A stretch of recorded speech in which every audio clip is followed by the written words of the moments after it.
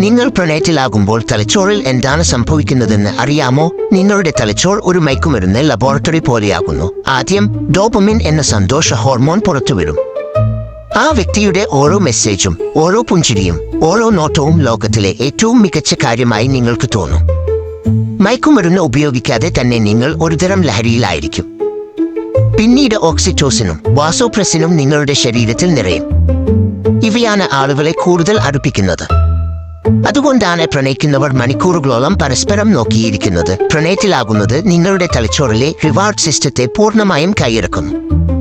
Cocaine പോലുള്ള മയക്കുമരുന്നുകൾ ഉപയോഗിക്കുമ്പോൾ തലച്ചോറിൽ സംഭവിക്കുന്ന അതേ കാര്യമാണിത്. അതുകൊണ്ടാണ് പ്രണയം ആളുകളെ വിഡ്ഢിത്തങ്ങൾ ചെയ്യാൻ പ്രേരിപ്പിക്കുന്നു എന്ന് പറയുന്നത്. ചുരുക്കത്തിൽ, നിങ്ങൾ പ്രണയത്തിലാകുമ്പോൾ നിങ്ങളുടെ തലച്ചോർ നിങ്ങളെ മയക്കുമരുന്ന് നൽകിയതുപോലെയാക്കുന്നു. ശരീരം വിചിത്രമായി പ്രതികരിക്കുന്നു. ഒപ്പം നിങ്ങൾ ലോകത്തിലെ ഏറ്റവും മനോഹരമായ ഒരു യാത്രയ്ക്ക് തയ്യാറെടുക്കുന്നു. നിങ്ങളുടെ ശരീരത്തെക്കുറിച്ച് കൂടുതലറിയാൻ ഡോക്ടർ മൈറിനെ ഫോളോ ചെയ്യുക.